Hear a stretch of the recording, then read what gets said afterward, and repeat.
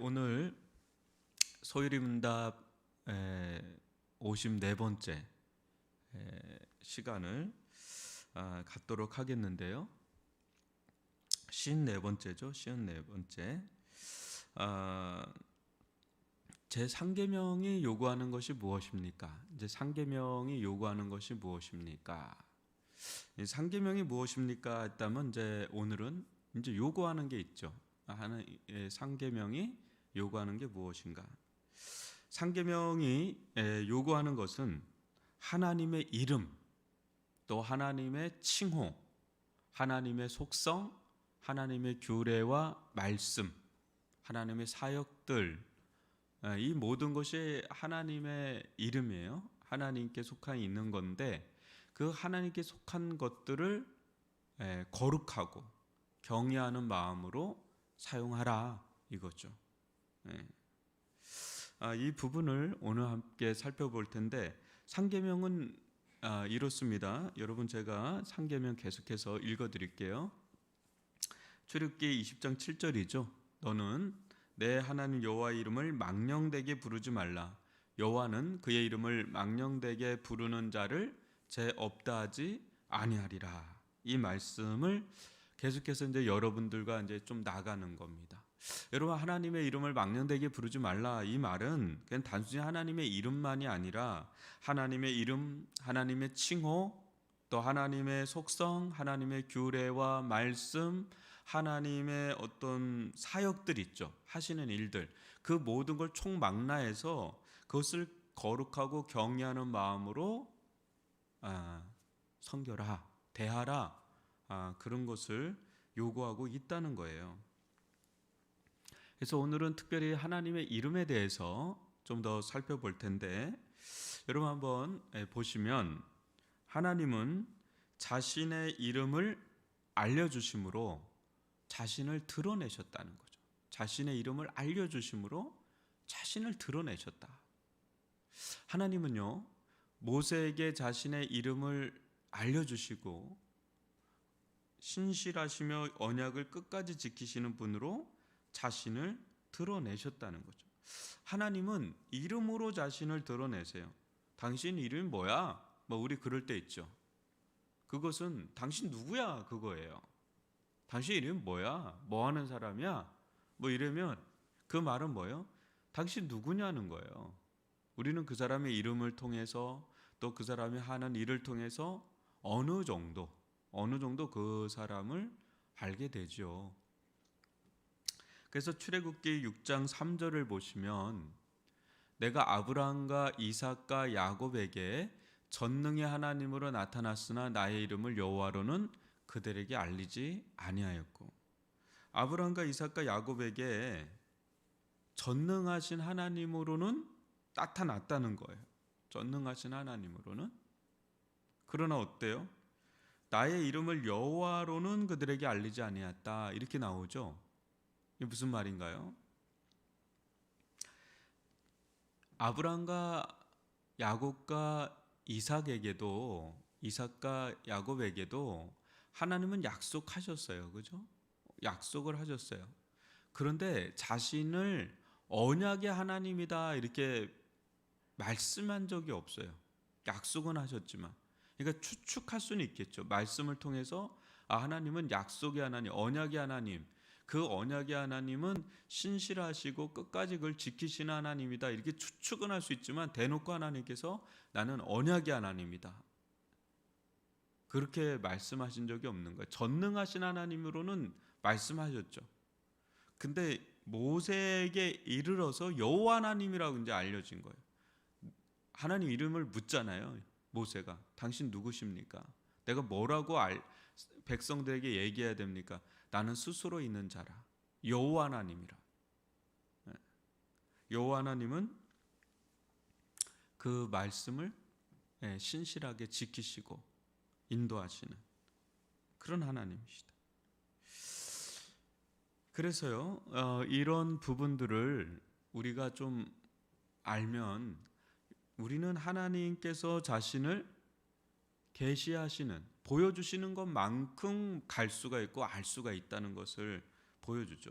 근데 하나님은요, 실은 이 성경을 통해서 본다면 상당히 많은 부분 말씀을 하세요. 자신에 대해서 한번 보시면 하나님 자신에 대해서 칭호를 알려주셨는데, 만군의 주 많이 들어봤을 거예요. 이스라엘의 거룩하신 자, 아브라함과 이삭과 야곱의 하나님, 만왕의 왕, 성도들의 왕, 우리 주 예수 그리스도의 하나님 아버지, 구원의 하나님, 우리의 기도를 들으시는 주님. 하나님에 대한 칭호는 이 말고도 너무너무 많죠. 너무너무 많아요. 여호와 이레, 여호와 니시, 여호와 라파, 많습니다. 이제 그런 것들을 통해서 하나님은 자신이 누군지를 자꾸 어필하고 얘기를 해주시는 거죠. 나는 이런 사람이다. 나는 이런 사람이다. 네. 말이죠.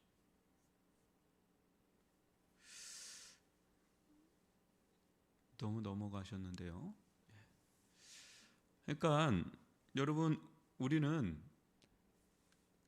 결혼 생활을 해서 그런 얘기를 하는 분을 들었습니다. 목사님 10년을 같이 살았는데 저 사람이 어떤 사람인지 모르겠어요.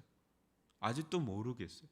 모르죠. 나도 나를 모를 때가 있는데, 수십 년을 살은 나도 나를 모를 때가 있는데, 근데 우리는 막 어필한다 그러잖아요. 나는 이런 사람이야. 나는 이런 사람이야.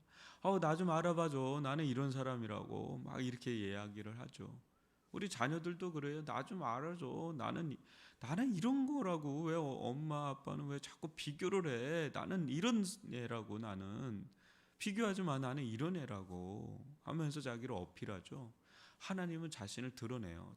다양하게 우리가 충분히 알 수 있는 언어로 자신을 드러내신단 말이죠.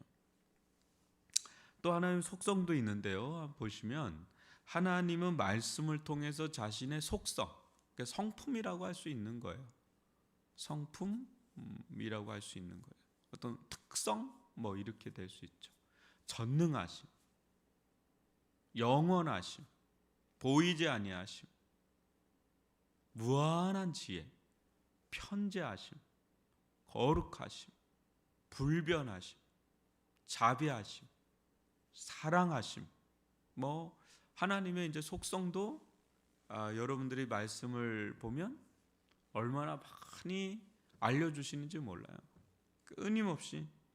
끊임없이 저를 보시면 하나님은 끊임없이 자신을 알려주신, 나는 영원한 하나님이다. 나는 전능하신 하나님이다. 나는 무한한 지혜가 있다. 나를 볼 수가 없다. 그 우상처럼 나를 보이는 걸로 만들지 말라. 나는 온 땅에 충만하지 않느냐. 거룩한 하나님, 나도 거룩하니 너희도 거룩할지니. 변함이 없으신 하나님, 해전하는 그림자가 없는 하나님, 빛이신 하나님, 자비하신 하나님, 긍휼의 하나님, 하나님에 대해서 이루 헤아릴 수 없는 완전한 하신 하나님, 그 하나님은 자신의 이름도 알려주시고 자신의 속성도 알려주시고, 내가 어떤 자, 하나님을 알면 할수록 너무 순전하시고 너무 순결하시고 군더더기 없이 깨끗하신 하나님이죠. 정결하신 하나님, 거룩하신 하나님. 근데 이방 잡신들 보면 여러분 그리스 신화 보세요. 인간이 만들어낸 거지만 그건 막장도 그런 막장이 없습니다. 인간이 만들어낸 거죠. 인간 안에 있는 게 얼마나 더럽고 추한 건지 여실하게 보여주는 게 그리스 로마 신화 아니겠어요? 다른 쪽도 마찬가지예요. 들어가 보면 말할 것도 없어요. 여러분, 또 하나님은 어때요? 이제 직접적으로 율법과 복음을 통해서 이제 자신을 알려주셨죠.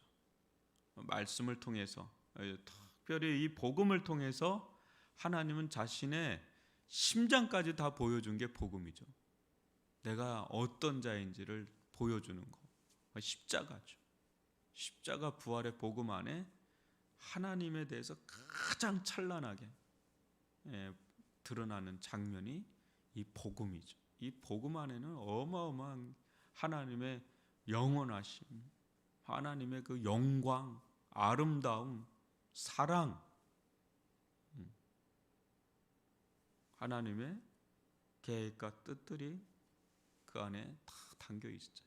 이 복음을 우리가 더 깊이 헤아릴 필요가 있죠. 또 창조 사역을 통해서 특별히 섭리에 대해서 여러분 많이 보셔야 돼요. 섭리라는 것은 저를 한번 보시면, 섭리라고 하면 하나님께서 이 땅을 창조하셨잖아요. 창조하고 그냥 내버려 둔 게 아니라 창조의 아버지가 되신다 그러죠. 창조의 주가 되시면서 창조의 아버지가 돼요. 여러분들 아버지 중에 방치하는 아버지가 있고 방목하는 아버지가 있는 반면에 진짜 인격적인 아버지는 다르죠.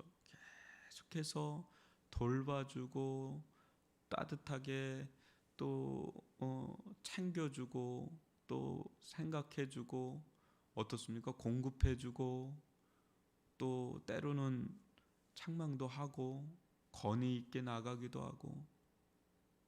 여러분, 창조의 아버지는 창조만 하신 분이 아닙니다. 창조하셨을 뿐 아니라 그걸 붙들고 계시는, 이걸 보존, 유지라고도 해요. 또 어때요? 그 가운데 섭리하세요. 끊임없이 창조의 세계 안에 들어오셔서 역사한단 말이죠. 그게 섭리예요. 그게 하나님의 손길이 미치지 않는 곳이 없어요. 지금도 창조 이상으로 하나님은 계속해서 다뤄가세요. 아비가 자녀를 다뤄가듯이 이 창조 세계를 다뤄가십니다. 여러분, 그래서 우연이란 없어요. 하나님 안에는 우연이라는 건 없어요. 모든 것이 하나님의 필연, 하나님의 섭리. 그러니까 여기서 이제 많이 부딪히죠. 굉장히 혼돈스럽기도 하고 그 뜻을 다 헤아리질 못하고 억울하기도, 이게 하나님 맞냐고, 이게 하나님이라면 나는 하나님 믿지 않겠다고 막 하는 이유가 그 속에 뭐가 있어요? 이 땅의 주인은 하나님이시다. 이 땅을 창조하신 분은 하나님이시다. 이 땅의 모든 걸 역사하는 분은 하나님이다라는 믿음이 깔리니까 그런 거죠. 그런데 우리가 보기에는 너무나 이해가 안 되는 일들, 어떻게 저 아기는 저렇게 내버려둬서 저로 인해서 수천만 명이 죽게 만들고 아사가 일어나게 하고, 왜 힘없는 자는 저렇게 죽어가고, 이 땅 가운데 불의와 불법은 왜 이렇게 편만하고 그냥 하나님 쓸어버리지, 그냥 노아 시대처럼 그냥 쓸어버리지, 저 인간들 다 쓸어버리지, 나는 살려주고 저 약자들은 살려주고 저 인간들은 쓸어버리지 않는데 왜 저 인간들은 내버려두고 이 땅의 약자들은 이렇게 고난을 받고, 이 또 코로나는 뭔지, 그 코로나로 인해서 수없이 2030 세대들은 그냥 무너져 내리지, 이거 어떻게 살아야 되지, 막 이런 이런 말할 수 없는 문제 제기가 있죠. 근데 여러분, 하나님이 창조의 하나님이시고 이 창조를 보존하시고 유지하시고 역사하시는 하나님인데, 그 하나님을 만민은 인정하나요?